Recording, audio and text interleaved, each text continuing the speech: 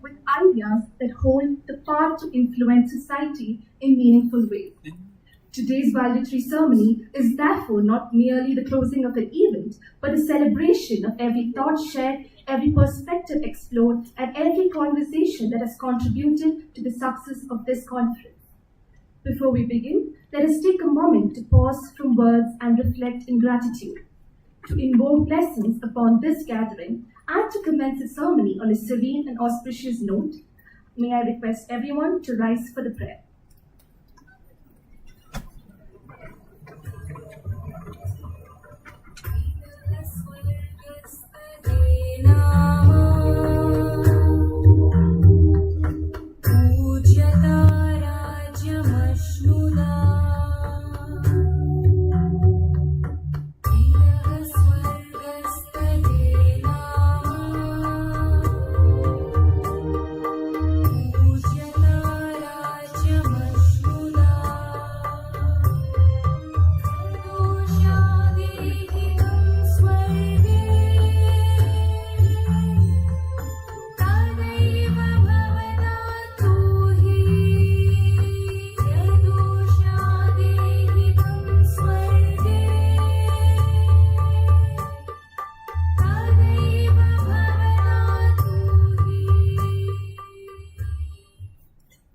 Dignitaries to kindly take their seats on the dais and the audience to be seated.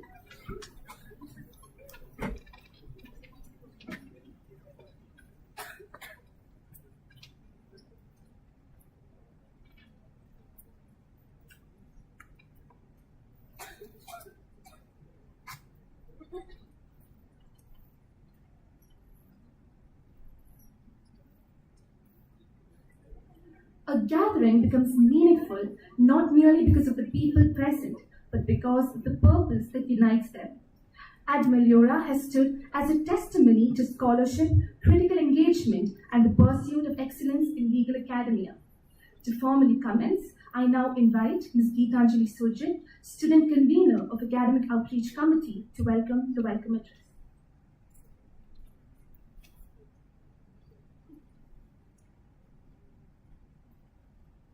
I quote, "Coming together is a beginning, staying together is progress, and working together is success." I unquote.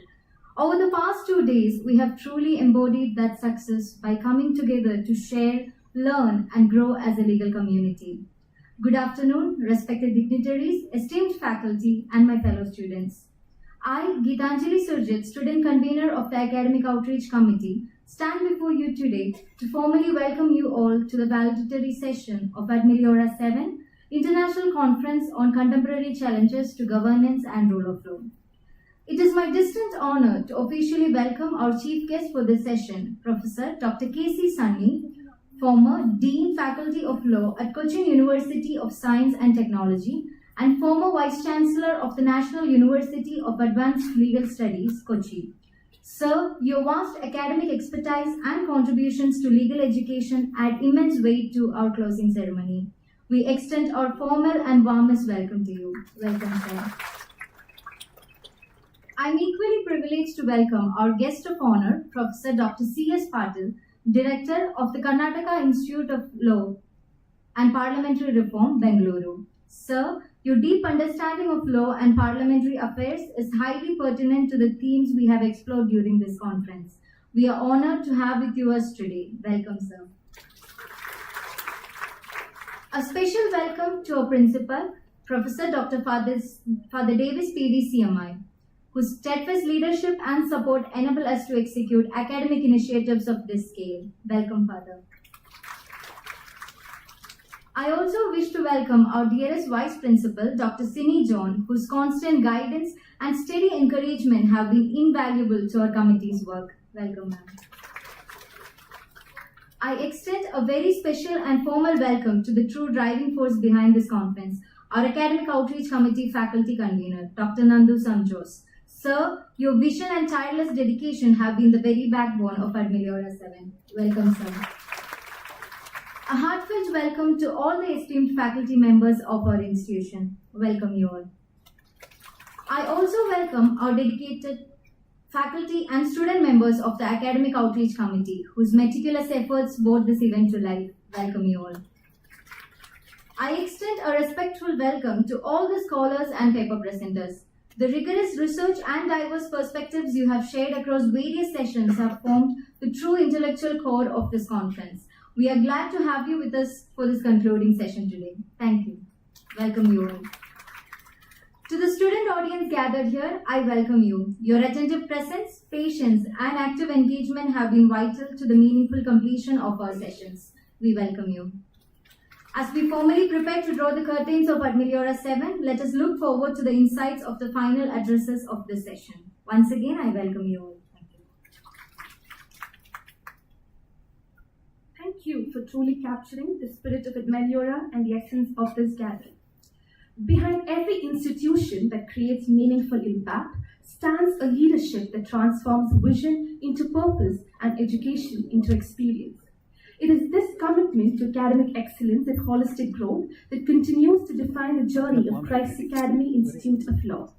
With great respect, I now invite Professor Dr. Father Davis P.V., CMI, Principal, Christ Academy Institute of Law, to address the gathering.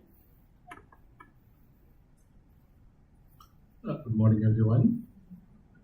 Prof. Dr. K.C. Sunny, Prof. Dr. C.S. Patil, Dr. Sini, Dr. Nandu, my dear colleagues, participants, and my dear students. Yesterday, we were discussing about, especially panel discussions, participatory democracy. And after this program, I was reflecting on how effective the participatory democracy in the country. I could visit during my PhD research 15 states in the country and more than 500 villages, village panchayats. That is a Herculean task. And happily I can recollect Professor Dr. C.S. Patil was one of my PhD evaluator from National Law School. And I have seen, my focus was interior villages, coastal villages, and tribal villages. Almost 70% of the population is from this category. We all, most of us are from this category. And then I have noticed only 5 cases went to the High Court and 1 case to Supreme Court among the vast population of the country. Then how we can speak about the rule of law, participatory democracy? That was my question. And then we are here in metropolitan city, one of the biggest metropolitan city in the country, maybe bigger than Switzerland, where we don't have democratic participatory for the last 6 years. We are lucky. And then Supreme Court extending the date to conduct the process of election. Long 6 years, there is no participatory democracy at all. We get a chance in 5 years' time. Even that participatory process is neglecting. Where the existence of rule of law, where the existence of good governance in the country. So this shall be the reflection, especially many of us are from the village and most of us from interior villages. So where a lot of issues connected to the participatory democracy, no one is consulted, no one is participated except high elite class. And rule of law is in peril. Even the guardian of the constitution, the Supreme Court, is one of the reasons to extend the participatory democracy, one of the process of participatory democracy in the metropolitan city of Bangalore for the last 6 years. It's a constitutional mandate. Even that much we are lacking. And then we discuss the subjects. So let us have some kind of response in the future when we are going to work. There we should have a pledge that in our approach there shall be the form of participatory democracy. That's why maybe the French system, inquisitorial system, where the judges approach the household to know the issues. And then I believe Rather than Gram Swaraj, we want Nyaya Swaraj in the years to come. That's my wish and prayer when we conducted the 2 days international conference. Let me once again thank you, the committee. And then one appreciation word about Prof. Dr. K.C. Sanya. When we start our little program, I think Sir was the most consulted person. And he was the encouraged me a lot to start this program, especially on constitutional law. And always very approachable, very simple, even though he was Vice Chancellor and one of the prestigious universities in the country. And then I have to thankfully remember Prof. Dr. C.S. Patil sir was the reason to give the permission to start this institution, Christ Academy of Law, when he was acting Vice Chancellor. And all through these years, his guidance, especially recent past, he got a KILPAR project only because of his maybe a benevolent heart. And out of 11, 4 of us bill are consulted by the Law Commission of Karnataka, especially one. Today, Sir was telling about the hum, we can see 1 kilometer, maybe 50 hums, speed breakers. Only in Karnataka we can see that much, that many speed breakers. And then Dr. Sini and Dr. Irfan were behind this project. Most consulted maybe a KILPAR project in Law Commission of Karnataka. That's only because of Professor Dr. C.S. Patil's initiative and benevolent approach to the institution. Thank you so much.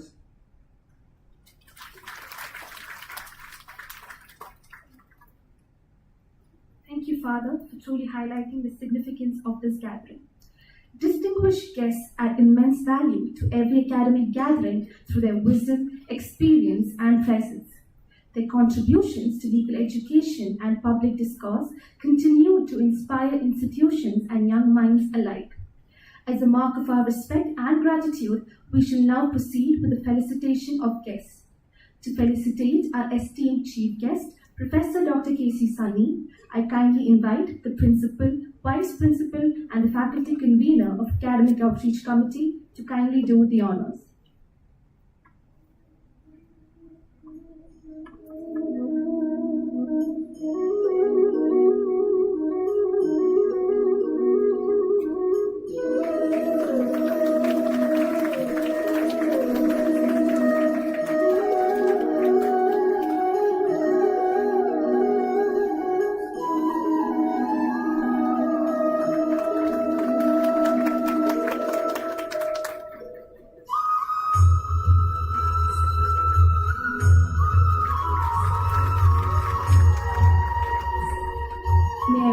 Request the Principal, Vice Principal, and the Faculty Convener to now felicitate our esteemed guest of honor, Professor Dr. C.S. Patil.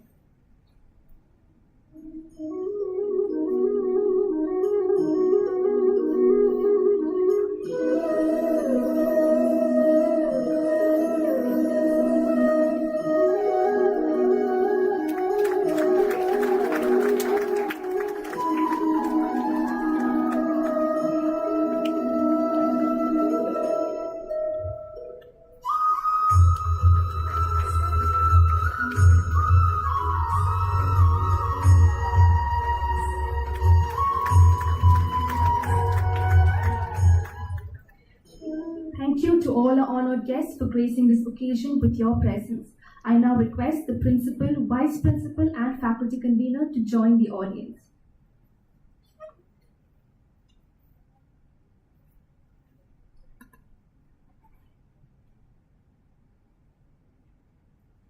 Every accomplished individual carry with them a legacy of dedication, experience, and remarkable contribution.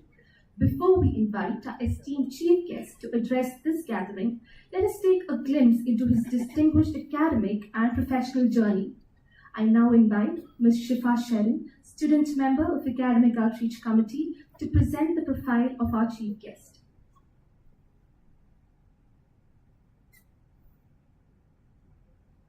It is my privilege to introduce Professor Dr. K.C. Sunny, an eminent academician, distinguished legal scholar, visionary educator and former Vice Chancellor of National University of Advanced Legal Studies, Kochi. Professor Sunny began his academic journey in 1986 after completing his LLM with first rank from the University of Kerala. He has later pursued his PhD with a UGC fellowship and in 1990 joined the Department of Law at the University of Kerala as a lecturer, marking the beginning of an extraordinary career in legal education. He has also served as professor and head of the Department of Law at Central University of Kerala and the University of Kerala for over 12 years. He also served as Dean of Faculty of Law of the University of Kerala, Kochi University of Science and Technology, and Central University of Kerala. Under his guidance, 22 research scholars, including 2 foreign students, have successfully completed their PhD, reflecting his deep commitment to legal research and academic mentorship. Professor Sunny brings with him vast international academic and professional experience. He chaired 7 editions of the annual International Conference on Law and Public Policy in Singapore and has served as an observer for both the Nepal Constituent Assembly election and the Bangladesh National Parliament election. His academic contributions extend across borders. He has delivered lectures and engaged in academic interactions at 16 foreign universities, including Harvard Law School. He also holds a training certificate in International Humanitarian Law from the International Institute of Humanitarian Law, Geneva. With more than 60 publications to his credit, Professor Sunny has made remarkable contributions to legal scholarship. He served as a chairman of the committee constituted by the Government of Kerala for industrial law reforms and has been a member of various committees of the government, UGC and NAC. He is presently a member of the advisory body of the Kerala State Higher Education Council and Director, International Affairs, Kerala Law Academy. During his tenure as Vice Chancellor of National University of Advanced Legal Studies, he introduced several academic and administrative reforms, including skill-based learning and gamification in legal education. More recently, he also took the initiative to start the street law program at the Central University of Kerala, further strengthening legal awareness and public engagement. Professor Dr. K.C. Sunny stands as a symbol of academic excellence, intellectual leadership, and dedicated public service. His contribution to legal education, scholarship, and institutional development continue to inspire generations of students, scholars, and legal professionals. It is indeed our honor and privilege to welcome such a remarkable personality among us today. With great respect, I now invite Professor Dr. K.C. Sunny to address the gathering and share his thoughts with us today.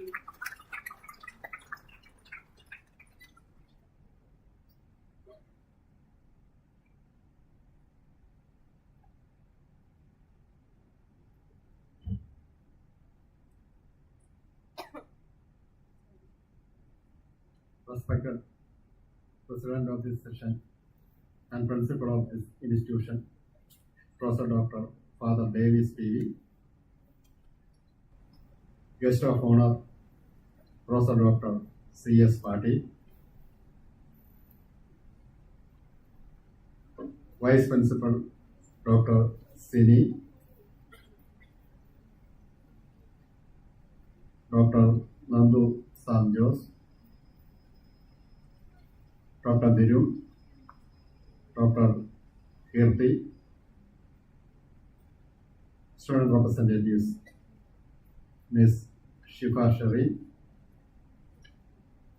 Ms. Giranjali Subjit, dear research scholars, faculty members, and students. I am extremely happy to be the part of this event. So many students are participating in this voluntary session.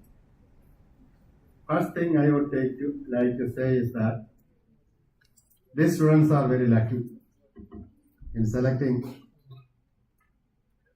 Christ Academy of Law for your LLB studies for more than one reason. The first reason is that This is an institution managed by CMI congregation. I also had the opportunity to have my school education in an institution run by CMI congregation. They have their own perception about value orientation to be given to the students, approach to be taken to the students, modality to be adopted for maintaining the discipline, etc., etc. Definitely, that tradition will be in here. So that is the first reason. Second reason is the principal. Professor Dr. Father Davis B. He is a person who did his LLM and PhD from National Law School of India, University, Bangalore, during his golden days. That is, in the golden days, Professor Ajappa was there, Professor Meliora was there, Meliora was there, then Professor Vijaykumar was there, Professor Ramakrishna was there, Professor Devidas was there, a man who always contributed to original thinking. So, a person having such experience is leading this institution. That is the second reason. Anyway, the third reason is for me is presence of Professor C.S. Patil. He is my old friend.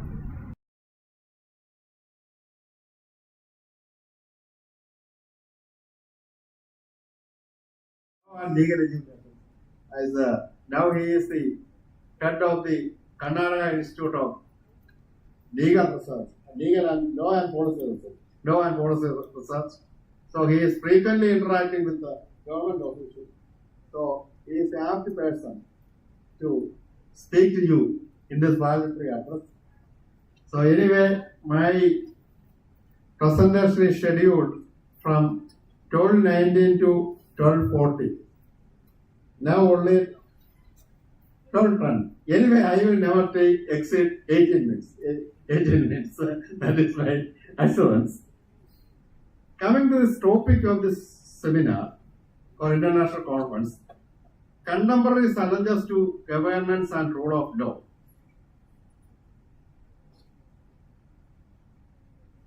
I think the modern governance is founded on the concept of rule of law.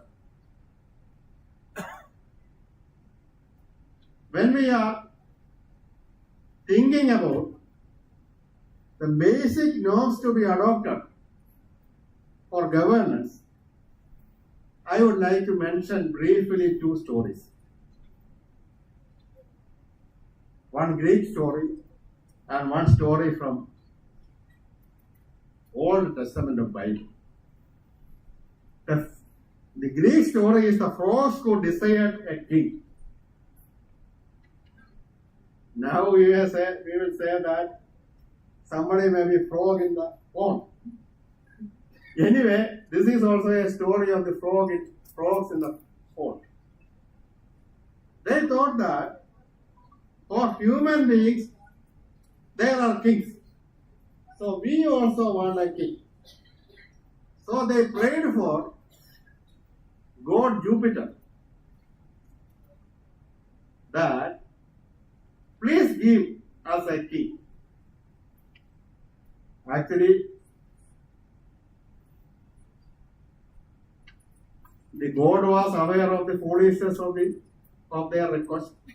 Anyway, God gave them a heavy loaf as their king. In the beginning, they are afraid seeing this heavy loaf, but subsequently, they started to jump over the loaf, play with the loaf, then mock, etc., etc. So, the king was very ineffective. Then they said, no, we want an effective king. Then Lord Jupiter gave them snake as their king. We can understand what may be the position of the Prof if a snake is given as their king. So, a message is there. Persons who are in charge of governance should not be passive. Secondly, persons who are in charge of governance should not exercise their power such a way as to destroy everything, such as or abuse of power. That may be a serious problem in governance. The second story is from Bible. That is from the book of Samuel. There also, this Jewish people approached Prophet Samuel and requested that a king may be appointed to them. Because at that time, they had only prophets, no king at all.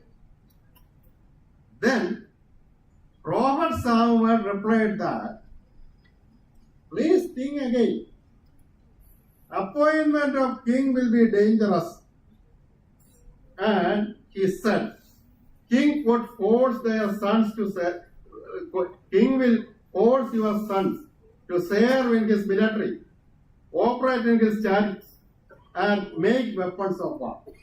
First thing. King may adopt forced labor. Second thing. Third thing. The appointment of king may result in loss of property. Fourth thing. There may be heavy taxation by the king. Lastly, there may be loss of freedom by the operation of king. So, the adverse effect of governance that is highlighted in this story. These two stories are relevant in all types of governance, irrespective of time and place. That is my first point. Anyway, those who are governing may not take care of the consent of the inhabitants or citizens upon whom they exercise their power. But though the kingdom and governance was established nearly 3,000 or 4,000 years back, there are some measures to prevent abuse of power on the part of those who are in charge of governance. There are certain historical developments. I am not elaborating but only mentioning. First thing is Magna Carta. Before Magna Carta, nobody is bothered about rights. Only duties. Duties to the king, duties to the church, duty to the parents, duty to the elders, duty to the society. No, nothing about rights of the people. Only through Magna Carta, rights to be claimed by citizens against the rulers are established. So that is one of the most important historical developments in this regard. Second one, Declaration of Rights of Man as a part of French Revolution, that was in 1789. Then the rights enumerated in Universal Declaration of Human Rights, that is the third development. I am not elaborating it because you can search Google and identify which rights are incorporated, etc. I am not elaborating. Then, last one is a concept. That is concept of human development. After Second World War, United Nations was established. United Nations General Assembly, through a resolution, declared the Charter of Rights. That is history. And in the initial years of its existence, United Nations published a report, World Development Report. World Development. What But now, that is for last 20 years, they are publishing two reports. One, World Development Report. Second, Human Development Report. So the concept of human development. These are the main features of the concept of human development. First one, long and healthy life.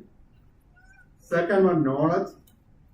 As all of us are well aware, earlier, knowledge was the monopoly of certain sections of the society. In India, Brahmins.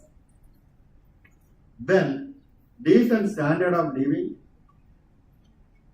Then, equity. Sustainability.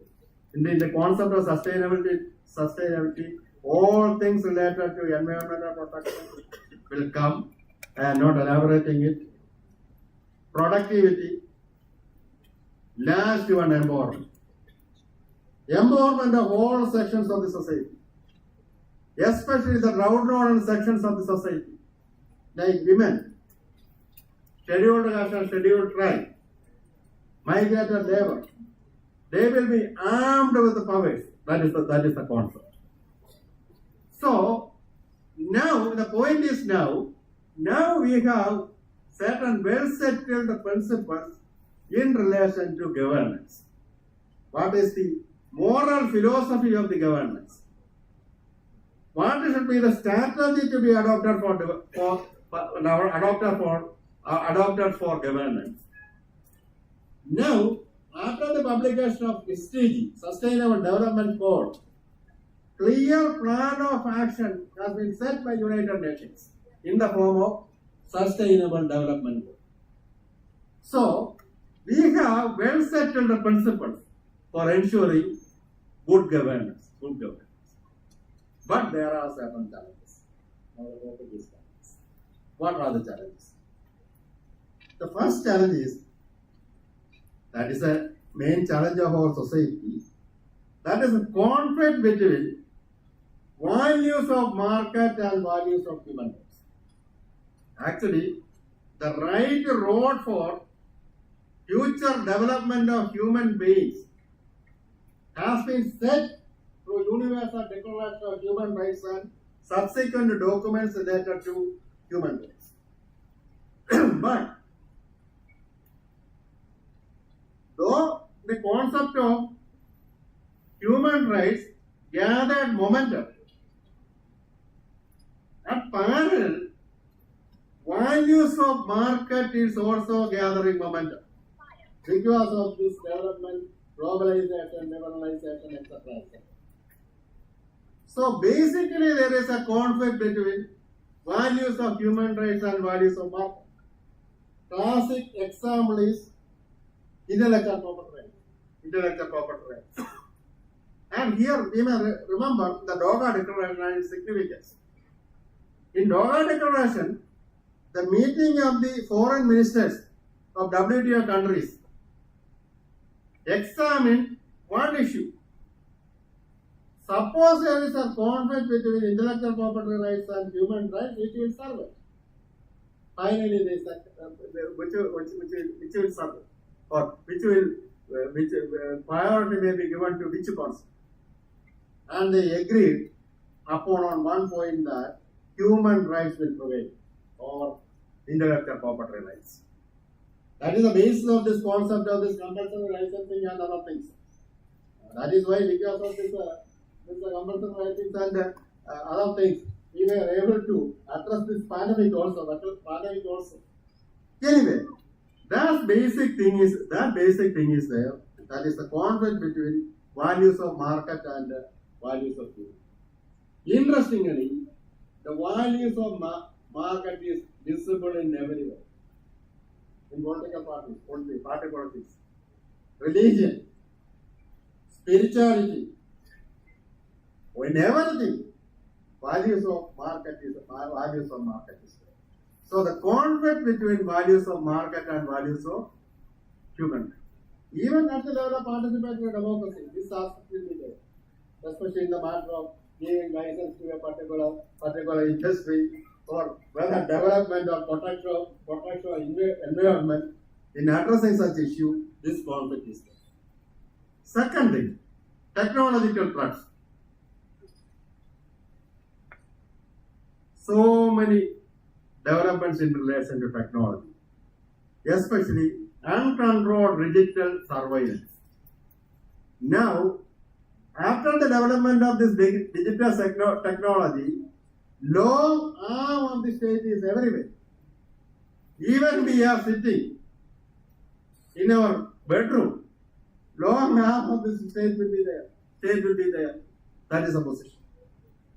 Then that may result in infringement of privacy, etc., etc. Then, third thing. Then rapid spread of misinformation. That is a serious issue. Spreading of misinformation. That will influence the electorate. That will influence the people.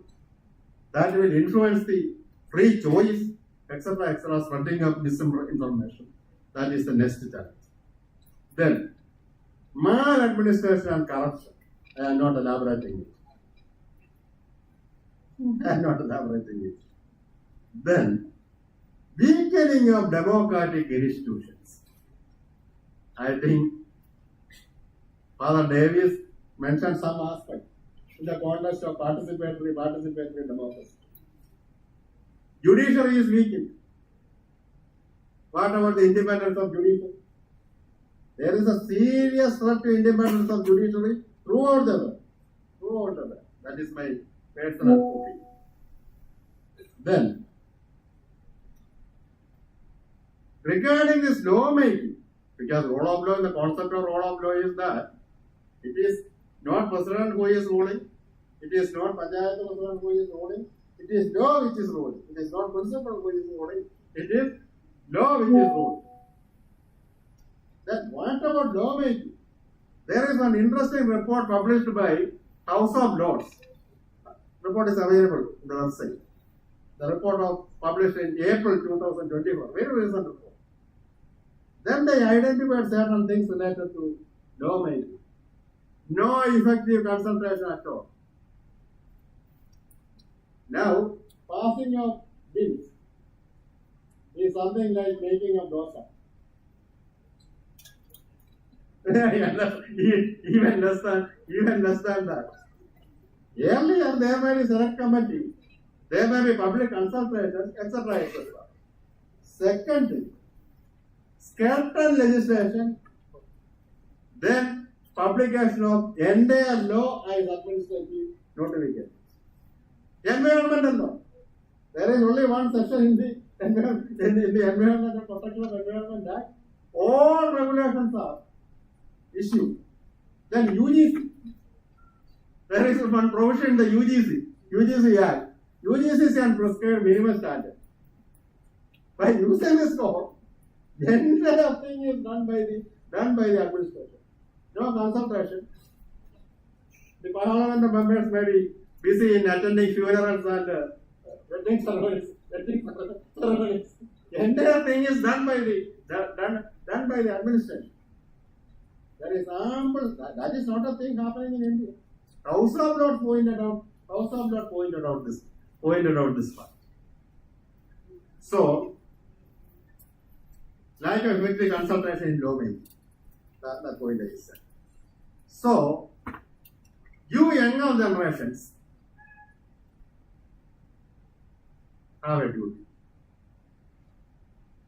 You should seriously think about law and legal provisions. One thing. Not for the purpose of thinking alone, for making public opinion. When we are seeing about this different organs of the state, executive, judiciary and legislature, the constitutional law class, we will say that judiciary is the weakest organ. It has neither resort nor control over the press. But its existence is on public opinion. So public opinion is very, very important. So, you, the younger generation, should seriously think about the modalities to be adopted to prevent misuse of power in government. I think there are so many institutions, including law, and law pass. That is only for the purpose of enjoying certain benefits to some retired judges. Retired judges, that is the position. You, the younger generation, should think, discuss, and mobilize public opinion. I think this seminar is an action in that direction. With these words, I am concluding. Thank you.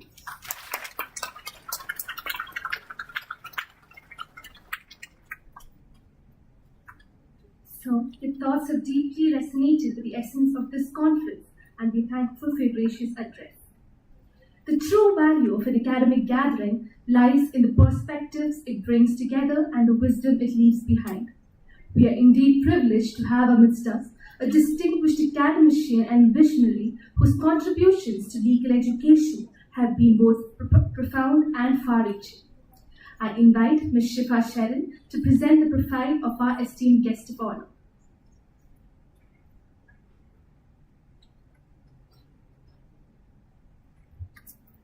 It is with great honor that I introduce Professor Dr. Chidananda Reddy S. Patil, an eminent academician, distinguished legal scholar, and a leading contributor to legal education and reform, currently serving as the director of the Karnataka Institute for Law and Parliamentary Reform, Bengaluru.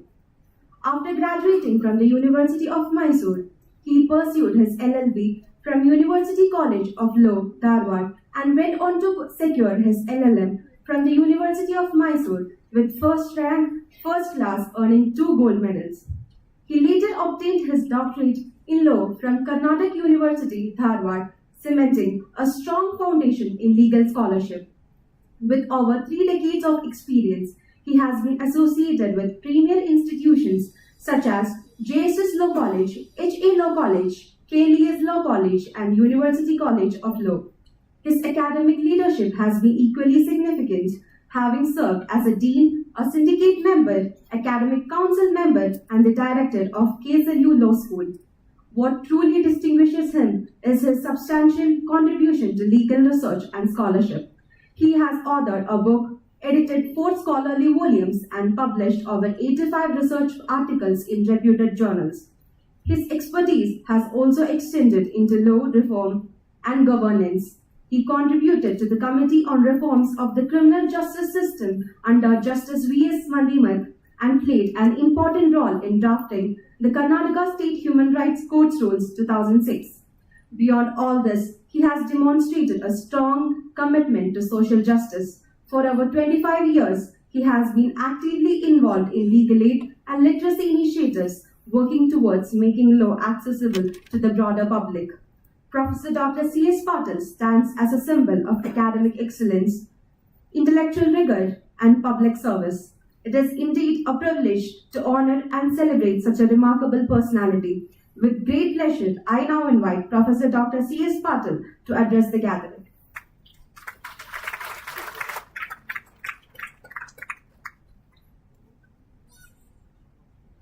Good afternoon.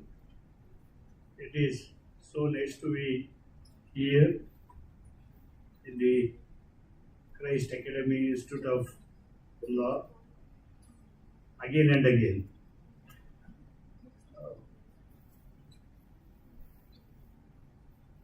Professor Dr. K.C. Sunny sir, former Vice Chancellor, National University of Advanced Legal Studies. We have a very strong bond. He was in Kerala University, Trivandrum. I went there. He was in Wales. I went there. He was in Central University. I went there. Wherever we celebrate association because we related to each other in the absence of these gadgets. Okay. Now you are happy with your own gadgets. That's why that freedom of association clause, one more clause was added. Freedom to form cooperatives also has come into the constitution now. You have to exercise this freedom of association sometimes. Sir, it is so nice to speak in your presence in this great institution. Father Davis Pranadhan, he let the cat out. That I evaluated his PhD thesis. He had done a marvelous work, but all of you have this complaint that you are marked low, no? When the results are announced. You are not happy about the assessment generally. So I was a bad assessor. But the quality of thesis was very good. Really, we celebrated, and incidentally, I attended the convocation of National Law School when he took his doctoral degree from the National Law School, and that initiation has developed into a strong bond of relation, and it continues. Dr. Sinijan ma'am, Vice Principal, Dr. Nandu Sam Jose, the coordinator for this conference. Dr. Sharada is accompanying me. She is a member of the Academic Council, Karnataka State Law University. Maybe a leap from here will go to KSLU as to what is the academic activity that is happening in the Christ University Institute, Christ Institute of Law. See, this theme is very fascinating and challenging. Since yesterday, maybe you are exposed to different panel discussions and all that. See, we have no alternative but to bother about these topics. There is a great responsibility upon all of us. First, because we are citizens of this country. We are not subjects. We are not subjects, we are citizens. When Britishers were ruling us, we were subjects. After independence, with our own constitution, we are citizens. And when the chapter on citizenship was adopted in the Constituent Assembly, you should be very, very consciously appreciating this fact that we have gone for civic nationalism. We have not gone for ethnic nationalism. Sri Lanka shall be a Buddhist state. They have written it in the Constitution. We have not written like that. Right? When you see this chapter on citizenship in the Constitution, you will make out that the Constituent Assembly members debated elaborately and they opted that India should go for a civic nationalism. Okay? Not ethnic nationalism. The type of debates and discussions that are going on right now, you as students of law, first, be very, very cautious, concerned about the developments that are taking place. Because we are citizens, that part of the chapter of Constitution which has gone for civic nationalism, and because we are students of law, we have a onerous responsibility of reading, rereading, understanding and propagating the values that pulsate in the Constitution of India. This is not an ordinary document. Constitution of India is not an ordinary document. I really hope and pray when Rajpath is renamed Kartavyapath, and when this IPS understand that he is at service, when this fellow IAS understand that he is at service, then the country of our dreams will be there. They are not here to rule us. Okay? Rajbhavan has become Lokbhavan. So nice. Rajpath becomes Kartavyapath. So nice. We have to move in this direction. A person who is a servant should understand that he is a servant, otherwise he should be made to understand that he is a servant. And the sovereign should feel that he is the sovereign. There is a principle, subsidiarity principle, that is highlighted in the second Administrative Reforms Commission report. People are sovereign in this country. If I talk to a common man and tell him that you are the sovereign in this country, he will say, Professor, why are you joking? None of us feel that we are sovereigns in this country. Because whatever we dictate will not happen. Father Davis was right on the point. Local self-government. See, these are the people elected, they take decision and they name the streets, they impose the tax, they collect revenue and they implement the policy decisions that they have taken. Right then and there it is happening. They feel that they are the sovereigns here. Because things are happening as they decide. That should happen at the local level, that should happen also at the national level. See, this is not an ordinary constitution. We play with words. Transformative constitution. When you read that book, Granville Austin, Indian Constitution, the cornerstone of a nation, therein he makes out that fundamental rights and directive principles contemplate social revolution in this country. Revolution never means that it should be a bloody revolution. There can always be bloodless, silent revolutions. There should be social revolution. And this person, Granville Austin, survived to see the celebration of Golden Jubilee of the Constitution of India. And having seen working of the Constitution for 50 years, he writes another book, Working of a Democratic Constitution. Both the books are there in the library. I told one of the last students who is interning with us, gentlemen, there is a book like this. Then that fellow said, sir, I have seen that. And I said, you are a boy, you should see girls, read books. Books are not to be seen. Books are to be read. Books are to be studied. Books are to be understood. They are there in your library. Choice is yours, whether you want to see the book or whether you want to read the book. And in the second book, Working of a Democratic Constitution, he writes, what is Constitution? Constitution is what is available to people. What is available? See, all this is written in the Constitution. But what is available to me is my Constitution. All else that is there in the Constitution, it is there. It is like a holy book kept on a pedestal. I cannot reach the holy book. And this holy book, we should not keep on a pedestal. This is a book to be read, this is a book to be understood, this is a book to be operationalized. And this is a book to be challenged also, wherever necessary. Change also if it is necessary. Debate, discuss on that. And don't distance that from the real life. Don't treat like any other book which cannot be reached, which cannot be touched.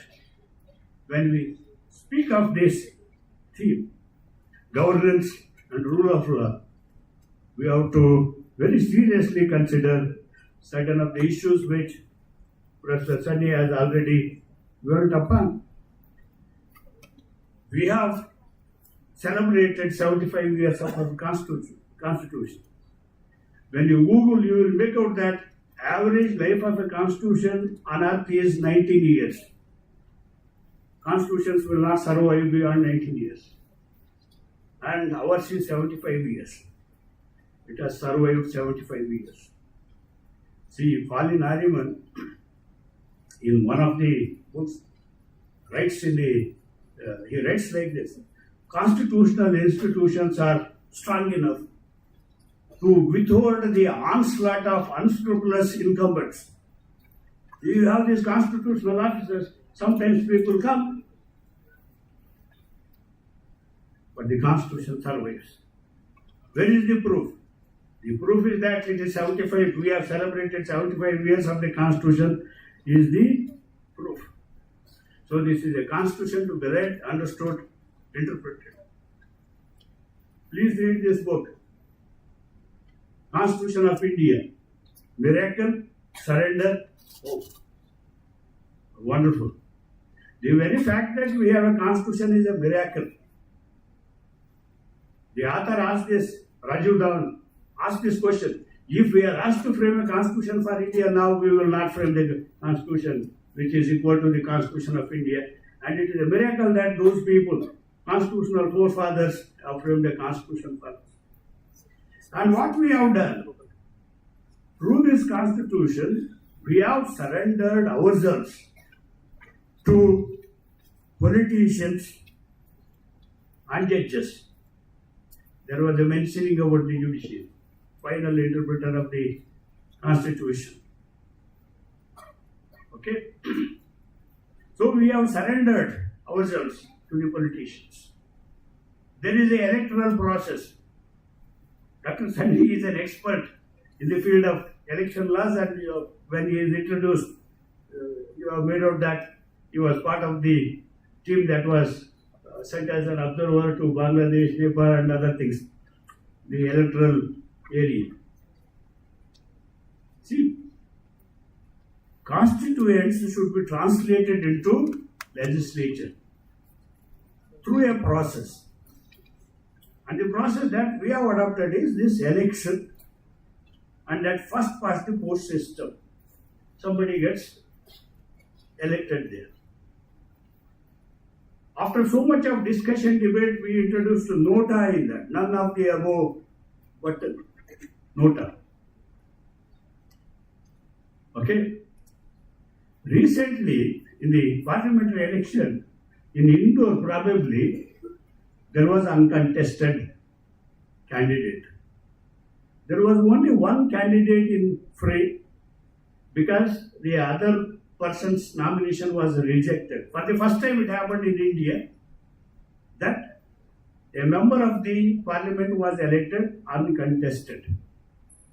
Sir, you have to enlighten us. When there is only one candidate in the fray, whether there should be an election between Nota and this candidate or not, whether people should be allowed to vote or not. As a citizen of this country, I have this right to vote, most basic in the democracy.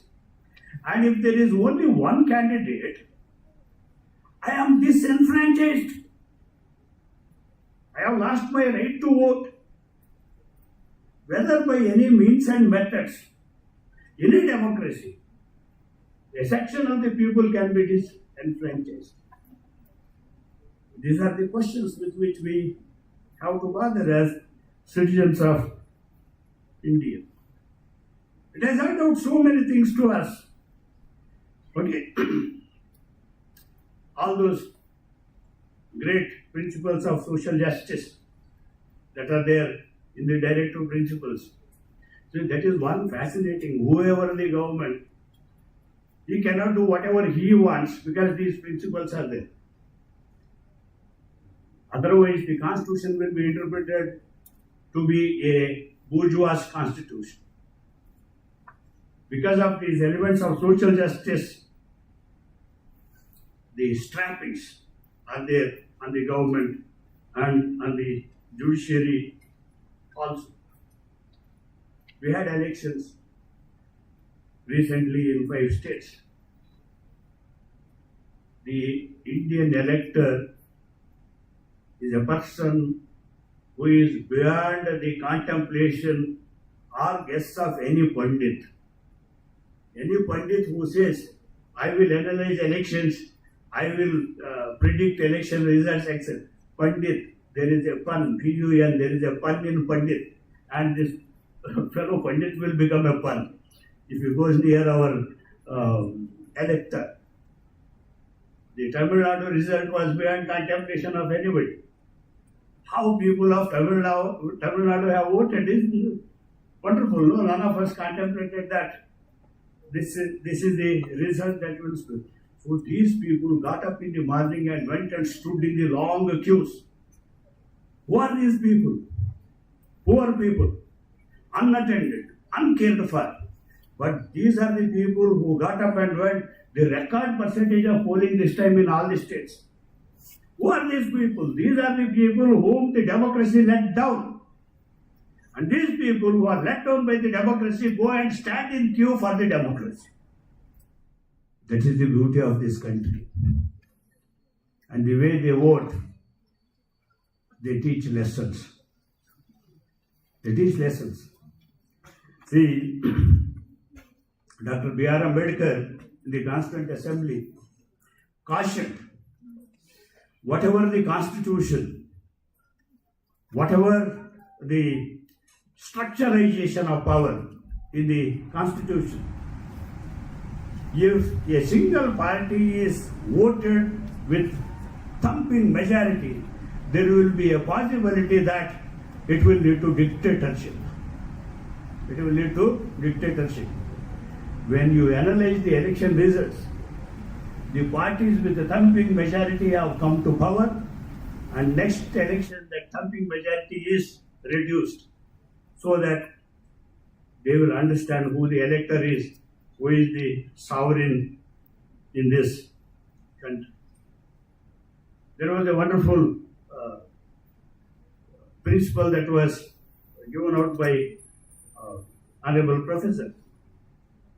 3 centers: executive, legislature, and judiciary. And there was a mention about lawmaking process, participative, whatever. That report as to how laws are passed in this country. At the end of every session of the Parliament and any state legislature, we read in the newspaper that in the last 15 minutes, 12 bills were passed. In last 20 minutes, 15 bills were passed, something like that. So, 1 minute a bill is passed. What discussion? No discussion at all. And probably no private member bill is ever considered, debated and passed in this country. Wonderful private member bills. If you log into PRS, you will understand how beautiful. The right to be forgotten is a bill introduced by Supriya Sule in the Parliament, but it will never be taken up for discussion. Right? So this is what that is happening. Bills are passed without discussion. What type of participative democracy it is when bills are passed without discussions? And we have seen what happened to formulas. Bills were passed, notified, and the government could not bring them into force. And Supreme Court also has to interfere in the process. How laws are made? Somewhere there is a criticism that Parliament is a sort of notice board, wherein people will be called and instructed, look, this is what we are doing. Understand? Now you can go. No. Parliament should be a place of debate, discussion, consideration. Amendments should be moved. Otherwise, what rule of law state we will remain? That is the problem. And in Karnataka, we are proud. In terms of transaction of legislative business, in last year, as assessed by PRS, Karnataka is the number 1 state in terms of transaction of legislative business, with around 42 laws enacted. Second is Tamil Nadu, Delhi is last in terms of transaction of legislative.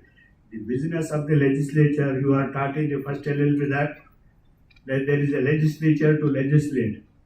They do everything without bothering about their primary function, legislation. Why this has happened like this? It has happened like this because lot of this function is taken over by executive. Executive has overstepped its power, and there is a caution. There is a caution that there may be a situation wherein executive will reduce the legislature and judiciary to rubber stamp. Okay? Judiciary in a democracy should have deference, respect for the mandate of the people. But Constitution is supreme. As long as the legislature is staying within the constitutional framework, court has to have deference for what the legislature has done. Beyond that, court should be there in order to strike down whatever that is there. In rule of law state, there is what is known as Delhi Declaration on Rule of Law, 1959. In a rule of law state, there is a duty on the legislature, every legislature, to create an environment wherein every individual can be his best self.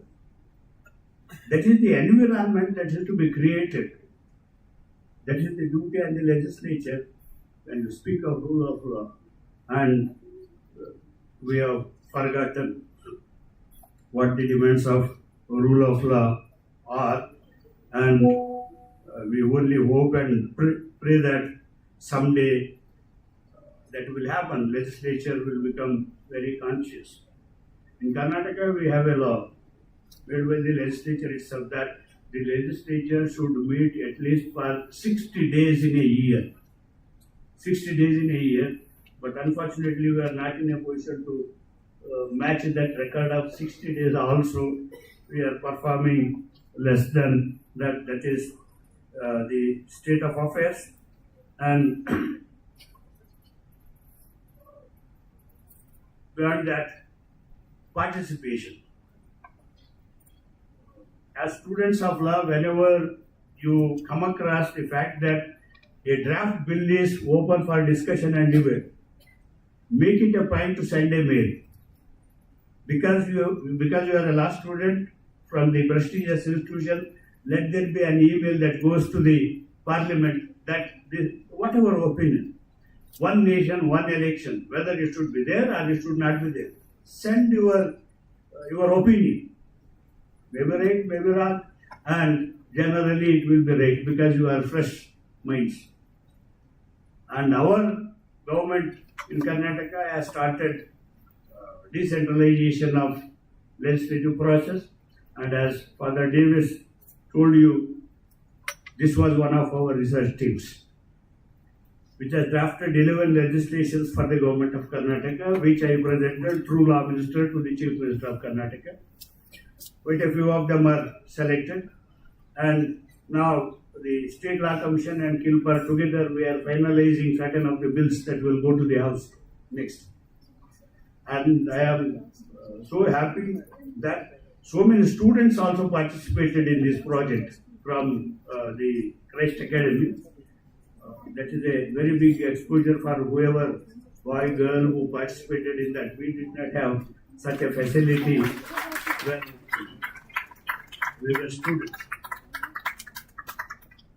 Day before yesterday, when we considered the speed breakers, law for the purpose of regulating speed breakers after the meeting. So during the process itself, Honorable Justice Ashok Inchigiri was appreciating the draft, especially the technical and precise language that was used, those expressions. And Dr. Irfan Rasul was with us in the meeting. Other professor missed that. He was appreciating, and at the end of the meeting, again he called Irfan and made a special mention of the contribution. And after coming here, I learned that Dr. Sini is also a co-author of that. So this is what that happens. If we sit back, we will not be known in Vidhana Sabha. But because you came forward and participated in this exercise, now people in Vidhana Sabha knows that. They know that there are people here in this institution who can make quality contribution. We may not like we them. We them has classified India as not democracy. India is not put in the list of democratic countries. Right now they have classified India as an electoral autocracy. As an Indian, I do not like this, that we are in an autocratic state. But they have their own parameters. I may reject their parameters, but I have to consider how qualitatively the democracy can improve. That's why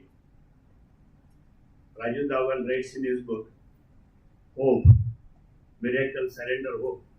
The hope is that one day all those promises that are there in the Constitution will be translated into reality, and the citizen of India will get whatever that is contemplated in the Constitution. This is the hope. Please, as students, after you become a professor like me, you will stop reading. As a lawyer, you will be reading only when you are paid. It is the time when you have to read. I really get fascinated by the names of the books. I have told in my earlier visits also.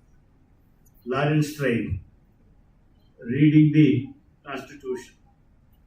Reading the Constitution. The first chapter, how not to read the Constitution. A subheading there, reading the Constitution should be writing the Constitution. Making of the Indian Constitution. B.N. Rao, making of the Indian Constitution. Constituent Assembly was the constitutional advisor. He writes, making of the Indian Constitution. Subsequently, Justice H.R. Khanna writes, Constitution in the making. So that fellow, making of the Constitution, over. Now this fellow, Constitution in the making. Right? Then the Dhananjay Chandrachud comes and he writes, why the Constitution matters. Why the Constitution matters.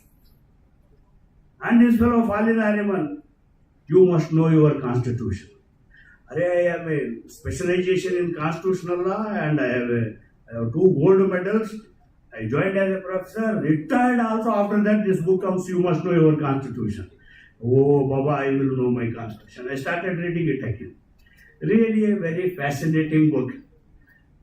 I enjoyed. And after that, Shashi Tharoor writes, Our Living Constitution. Oh, come on. Our Living Constitution. Read it. And the latest, Indira Jaisingh, Constitution is my home. And tomorrow I will get this book, Constitution is my home, and I want to check how my home is. It is not that simple. Governance and rule of law, as embedded in all these great works, as students of law, we have to understand, celebrate, and cherish. Thank you very much for the effort.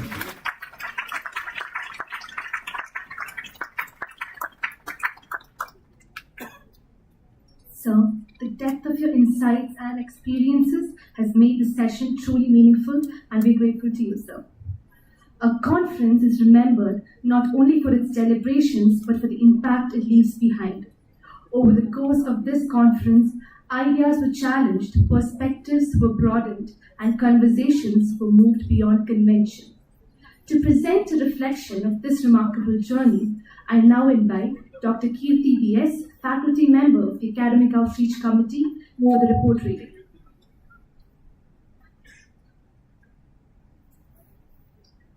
Respected dignitaries, faculties, participants, and students. Good afternoon to one and all. It is with great pleasure that I present before you the report of Meliora 7, International Conference on Contemporary Challenges to Governance and Rule of Law, organized by the Academic Outreach Committee, Christ Academy Institute of Law. The conference brought together 138 esteemed scholars, researchers, and professionals from various institutions across the nation. Papers were presented by scholars from countries such as Sri Lanka and Hungary as well. We received an overwhelming response with 150 abstracts, of which 90 were submitted and registered as full papers. On day 1 of the conference, the 29th of May 2026, the inaugural session commenced at 9 a.m. with the traditional lighting of the lamp, symbolizing the commencement of an enlightening academic dialogue. Dr. Nandu Samjos, convener of the Academic Outreach Committee, Christ Academy Institute of Law, extended a warm welcome to all dignitaries, delegates, and participants, setting the tone for the conference. Reverend Father Thomas Chakramakal, CMI, manager of the Christ Academy Group of Institutions, delivered the presidential address, inspiring the gathering with his vision for academic excellence and civic responsibility. Professor Dr. Father Davis, PV, CMI, Principal of Christ Academy Institute of Law, addressed the gathering, emphasizing the institution's commitment to fostering legal scholarship and public discourse. This was followed by the felicitation of guests. Christ Academy Institute of Law had the honor of having with us Professor Dr. C. Basavaraju, the Honorable Vice Chancellor of Karnataka State Law University, who delivered the inaugural address as chief guest, sharing his insights on the contemporary landscape of governance and legal education. Professor Dr. Satish Gowda N., Dean, Faculty of Law and Professor, Department of Studies in Law and University Law College, Bangalore University, delivered the special address as guest of honor. The Honorable Vice Chancellor, along with the guest of honor, then released an edited book titled Migrants and Displaced Persons, Protection of Human Rights and Challenges. This book contains the best papers presented at Meliora 6, included after a rigorous review process. Following this, the first copy of the conference proceedings of Meliora 7 was handed over by the Honorable VC to the guest of honor. The keynote speaker for the event, Professor Dr. Kurt W. Juncker, University Professor of Law and Vice Rector of Sustainability, University of Cologne, Germany, joined us online. He delivered the keynote address, bringing an international perspective to the discourse on governance and the rule of law. The inaugural session was followed by a panel discussion on the theme Democracy, Digitalization and Discourse, Rethinking Contemporary Challenges to the Rule of Law. The panel discussion commenced at 11:30 a.m. After the welcome address and introduction of panelists by the MC, the guests were felicitated. Dr. Rahul Mishra, Associate Professor, Manipal Law School, Bangalore, moderated the session and provided an introduction to the discussion. The panel featured significant talks by esteemed experts. Professor Dr. Jayadevan S. Nair, Professor of Law and former Dean, Christ Dean to be University, talked about the significance of participatory democracy and justice to rule of law and good governance. Professor Dr. Vani Kesari A., Dean, Faculty of Law and Honorable Director, Professor N.R. Madhav Menon Interdisciplinary Center for Research Ethics and Protocols, Kochi University of Science and Technology, deliberated on governance in digital age, a synoptic analysis of hopes and challenges. Professor Dr. K.B. Kempagowda, Principal Vivekananda Law College, Bangalore, shared his insights on the topic Transparency and Accountability in Governance. The moderator, Dr. Rahul Mishra, offered concluding remarks, followed by an interactive session with the delegates. The second day of the conference, the 30th of May 2026, was dedicated to paper presentations and discourse sessions. There were a total of 11 thematic sessions, 7 offline and 4 online, that ran in parallel from 9:30 a.m. to 11 a.m. The 11 chairs whose scholarship and contributions made the sessions were Ms. Meera Shahana H., Assistant Professor, Ramaya Institute of Legal Studies, Dr. Shruti Manohar, Assistant Professor, Kochi University of Science and Technology, Mr. S. Kadiravan, Assistant Professor, the Tamil Nadu Dr. Ambedkar Law University, Dr. Neha Susan Varghese, Assistant Professor, Amity Law School, Noida, Dr. Vishnu Nair, Assistant Professor, College of Law, University of Dubai, and the learned faculty of Christ Academy Institute of Law, Assistant Professors, Dr. Avinash Bhagavan, Dr. Anjana Prasad, Dr. Deepthi Susan Thomas, Dr. Krishna Priya L., Dr. Avinash S. Nair, and Dr. Subrata S. Patil. The Meliora 7 conference successfully underscored the contemporary challenges to governance and the rule of law. The contributions from esteemed academicians, legal practitioners, and researchers have significantly enriched our understanding and paved the way for future deliberations, research, and reform. Thank you.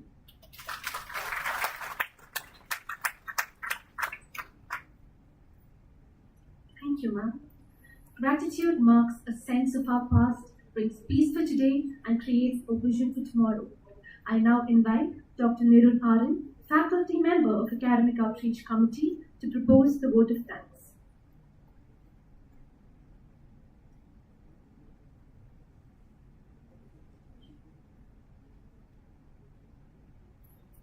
Thank you, Tanya.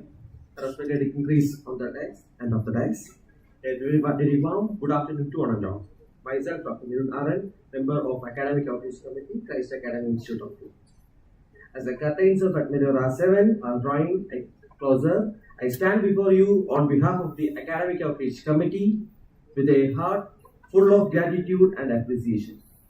This event has been a remarkable convergence of minds, a melting pot of ideas, and a platform for profound academic discussions focused on the present and future of governance and the role of law in a rapidly changing world. I am overwhelmed with the number of resource persons, delegates, and all those who have earnestly put in their time, research, and efforts to contribute towards this international conference on contemporary challenges to governance and rule of law. As I stand here, I thankfully remember Professor Dr. C. Basavaraju, the Honorable Vice Chancellor of Karnataka State University, who graciously inaugurated at Meliora 7 the international conference. The presence of Professor Basavaraju made the inaugural session exceptional, and it will further boost all the academic and non-academic activities of Christ Academy Institute of Law in future. We are thankful to the Honorable Vice Chancellor for releasing the edited book on migrants and displaced persons, protection of human rights and challenges, that is the precious and prized outcome of Meliora 6. I extend my sincere thanks to Professor Dr. Satish Gowda and Dean, Faculty of Law and Professor of University of Law College and Department of Studies in Law, Bangalore University, and Member Syndicate of Karnataka State Law University for his presence during the inaugural session. We are extremely thankful to his immense support to the academic activities of Christ Academy Institute of Law. I would like to thank Professor Dr. Kirk W. Younger, Professor of Law and Vice Rector of Sustainability, University of Cologne, Germany, who graciously accepted our invitation to deliver the keynote address of Meliora 7 in spite of his busy schedule. The momentum of Meliora 7 was set by him, whose address readied the stage for the two-day deliberations on contemporary challenges to governance and rule of law. Thank you so much, sir. It was the panel discussion moderated by Dr. Rahul Mishra, Associate Professor at Manipal Law School, that set the standard and direction to the academic deliberations during the conference. With the experience, expertise, and vision that each of our panelists held, and the discussions that followed, it was nothing less of a delectable treat that our panelists brought to the table. Even in their absence, a thankful mention is due to Professor Dr. Jayadevan S. Nair, former Dean, Christ Dean to be University, Professor Dr. Vani Kesari A., Dean, Faculty of Law, Kochi University of Science and Technology, and Professor Dr. K.P. Kembegowda, Principal, Vivekananda College of Law. Thank you, respected panelists and moderator, for making the panel discussion a great success. The backbone of this conference is the 11 thematic sessions that happened today. We had 11 learned resource persons who chaired the paper presentation sessions and encouraged and enriched our presenters further with their expertise. I would like to extend my thanks to our honorable chairs, Dr. Sodhi Manohar, Dr. Neha Susan Varghese, Dr. Vishnu Nair, Mr. S. Kadiravan, Ms. Meera Shahanayich, Dr. Avinash Bhagavan, Dr. Deepthi Susan Thomas, Dr. Krishnapriya L., Dr. Avinash S. Nair, Dr. Subrata S. Satapati, and Dr. Anjana S. Thank you all once again.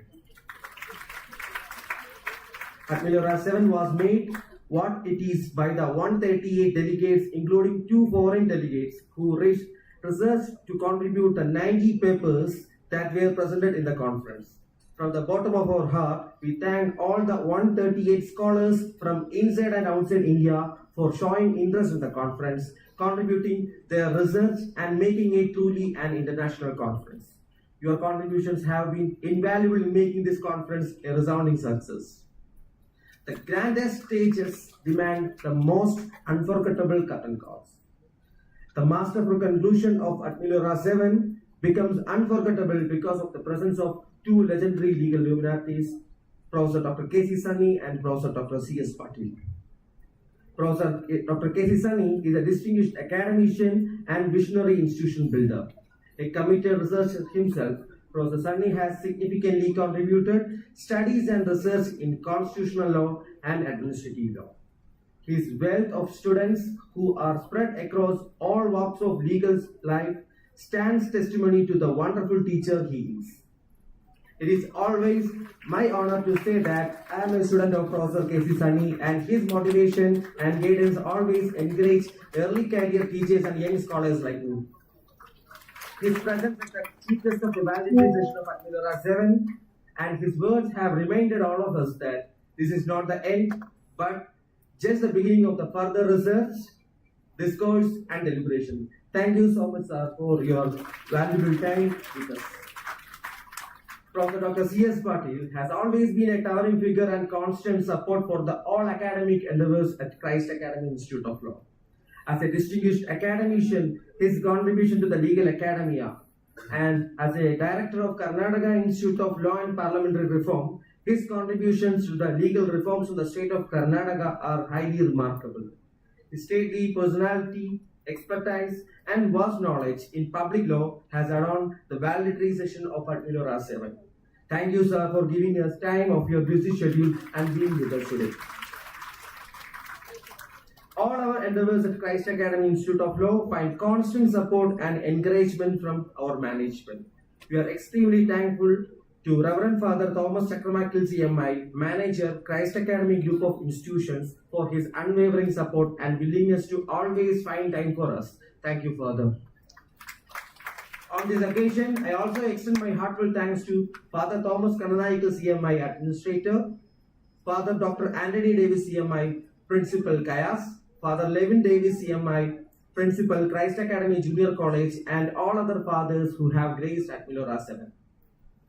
Behind every idea that Christ Academy Institute of Law gives life to is the uncompromising spirit of our beloved leader, Professor Dr. Father Davis P.B. CMI, Principal Christ Academy Institute of Law. Thank you, Father, for your consistent support and encouragement that always keep us motivated to strive for the best.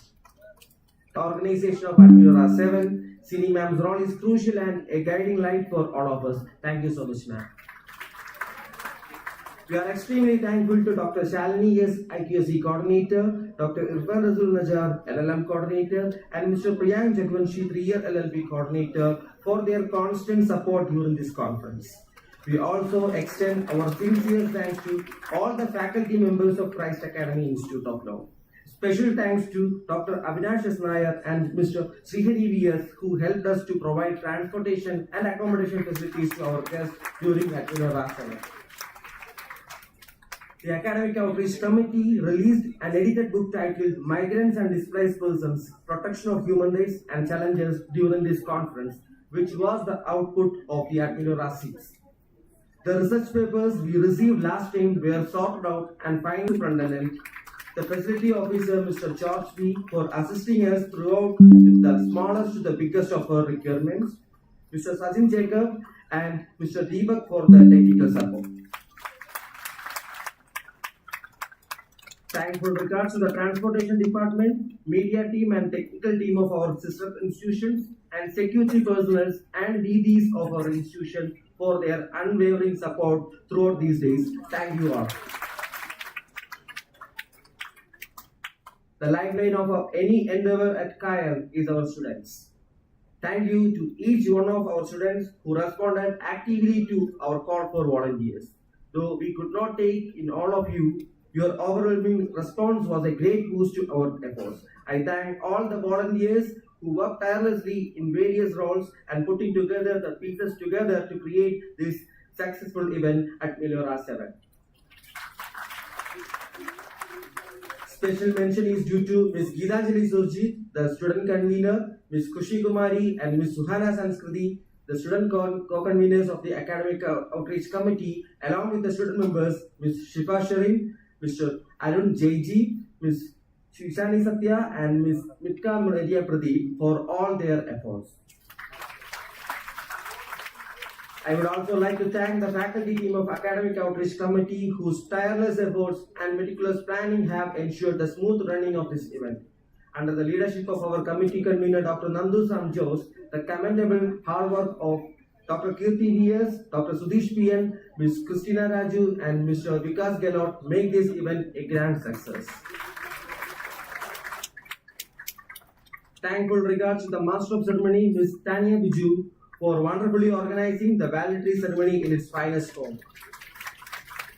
Last but not the least, I thank the students of Christ Academy Institute of Law who have attended in all our sessions and actively participated. Thank you all.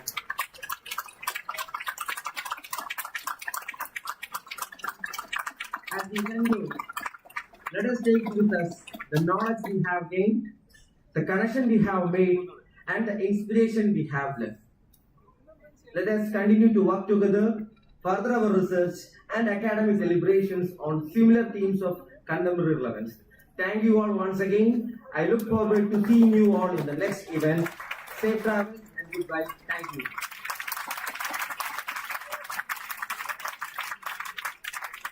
Thank you, sir, for formally concluding this conference with your words of gratitude. As we conclude this valedictory ceremony, may the discussions initiated here continue beyond these halls and evolve into action, research, reform, and justice. I now request everyone to kindly rise for the college anthem, followed by the national anthem.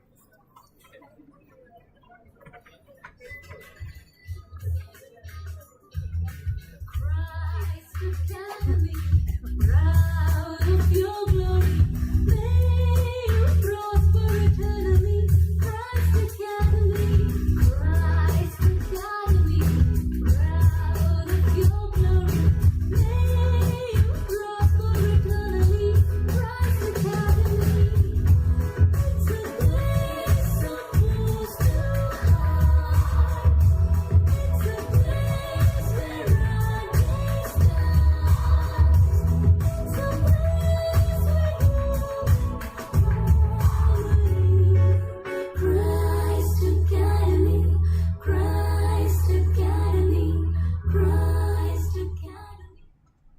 जनगण मन अधिनायक जय हे भारत भाग्य विधाता पंजाब सिंध गुजरात मराठा द्राविड उत्कल गंगा विंध्य हिमाचल यमुना गंगा उच्चल जलधि तरंगा तव शुभ नामे जागे तव शुभ आशीष मागे गाहे तव जय गाथा जन गण मंगल दायक जय हे भारत भाग्य विधाता जय हे जय हे जय हे जय जय जय जय हे.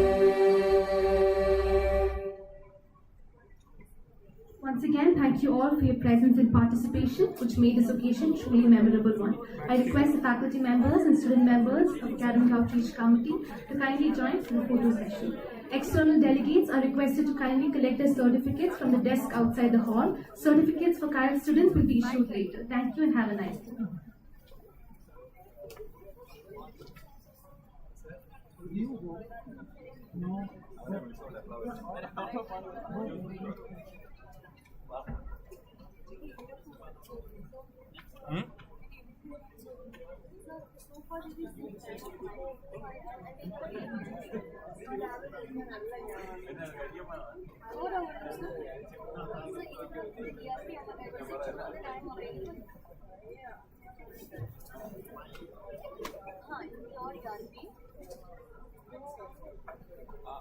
നമ്മളെ ഒരു കോൺഫറൻസ് കഴിയുന്നുള്ളൂ ഞാൻ വിളിക്കാവേ